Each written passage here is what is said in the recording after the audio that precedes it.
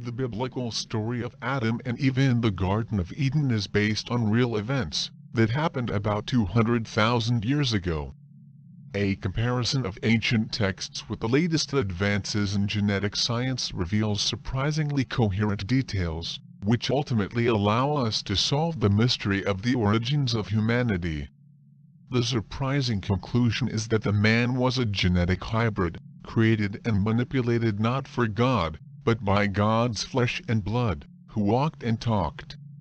Sumerian representation of the gods and Anunnaki manipulating the DNA of mankind via the Tree of Life, while they are being supervised by Anu, translated literally, as the Father of Heaven. A religious belief in one God has dominated the thinking of Western society for over 1,000 years, leading to considerable difficulties with the concept of God's flesh and blood.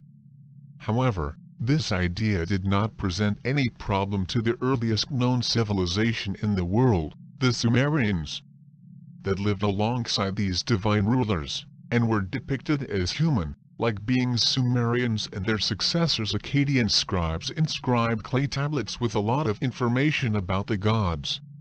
One of these texts, commonly known by the name of his hero, Atrahasis, describes the background of the creation of man, when the gods themselves were involved in the painstaking extraction of minerals from the earth, when the gods as men bore the work and suffered fatigue. Fatigue of the gods was great, the work was heavy, suffering was much.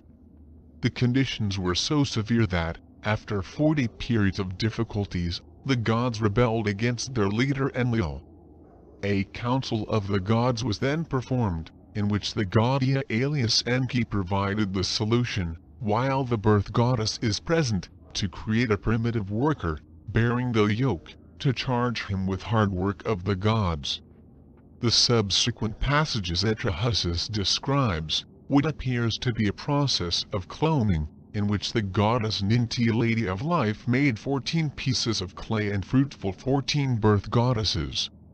The first slaves composed of 7 men and 7 women, known as Lulu, a term indicating a genetic mix between the primitive hominid Homo erectus and the gods themselves. The event can be dated to about 200,000 years ago, when Homo sapiens' big brain suddenly appeared on this planet. The meaning of Eden. The biblical Garden of Eden is not a mythological place, but a real place. In order to understand what happened there, it is necessary to note that the word is derived from the Sumerian Eden term. While the first syllable E stands for home, the second syllable was an abbreviation of Din-Gir, commonly translated as gods. Eden or Eden was therefore the abode of the gods.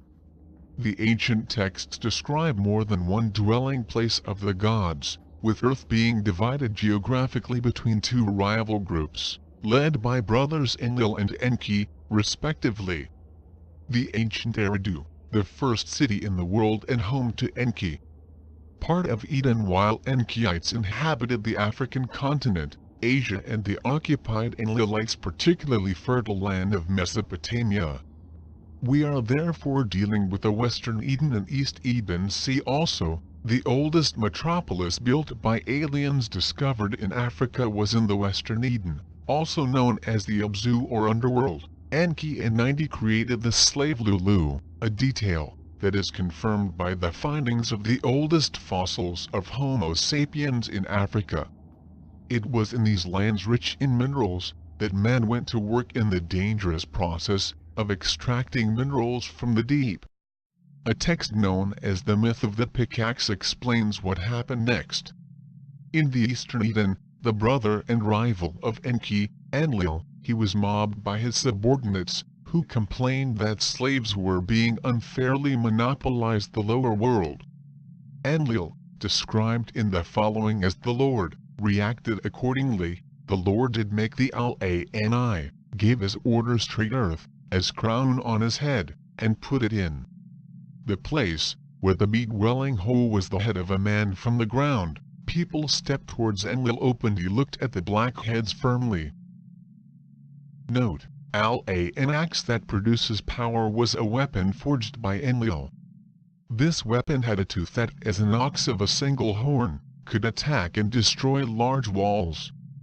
According to the descriptions, it must have been a giant drilling machine mounted on a kind of bulldozer, crushing everything that was put forward. This raid on the slaves of Blackhead is also briefly mentioned in the Old Testament, Genesis 2:7-8, where man curiously had already formed, when he was put in the Garden of Eden for God. The account in Genesis of Adam and Eve is today considered a symbolic myth, but several indications suggest that draws on an earlier account of an actual event. The first clue is that God himself is described as one of the gods who walked and talked. The second clue is the presence of the serpent, a well-known to the ancient Egyptian gods, particularly for Enki's own symbol, the geneticist he had created man. It is no coincidence that the modern symbol of medicine is a serpent entwined around a staff, the caduceus representation, Sumerian caduceus, where you actually originated. Look at the two winged reptiles flanking the caduceus.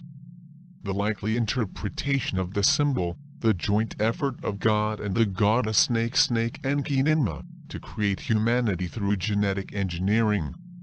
The third track is in the outcome of the intervention of the serpent. Adam and Eve are ashamed of being naked, with biblical references to the acquisition of knowledge clearly suggest that we're the first human couple who became sexually aware. The Old Testament suggests that this change was caused by consumption of one fruit. This is an important detail, since, according to the scenario described so far, the man was created by the gods as a hybrid creature, and almost always born sterile hybrids. The story of sexual knowledge being given in the Garden of Eden, therefore, carries a distinct ring of truth. How exactly did a fruit to confer sexual knowledge about Adam and Eve? As mentioned above, the snake god was Enki, the genetic scientist of the gods, and the fruit with which tempted Eve therefore seems to symbolize a deliberate genetic intervention for him. Sumerian Enki representation left. The serpent god observes his body, half human half snake. However, in order to confirm our suspicions, we must first address the issues of motive and opportunity, and we must produce a solid scientific hypothesis about how a genetic change could have been introduced. The fund provided so far offers all except the tracks that need to reconstruct the event. The missing piece that solves the puzzle is the mysterious tree of life in the Garden of Eden. According to the book of Genesis, Adam and Eve were free to eat from the tree of life until the time became sexually aware. Only then will the Lord God says, "The man has become like one of us, knowing good and evil, lest he put forth his hand, and take also of the tree of life and eat, and live forever." Why the sudden change of attitude? Why was this God, identified previously as Enlil, originally wanted man to eat the fruit and live forever, but then decided to withdraw from Adam and Eve? Why suddenly became necessary for him to drive them out, and safeguard the tree of life with a sword of fire? The answer is surprisingly simple. Originally, mankind was designed as a slave labor that could be easily controlled, and sterility was a mechanism essential control. However, the granting of sexual knowledge of Adam and Eve, man acquired the means for reproduction independent.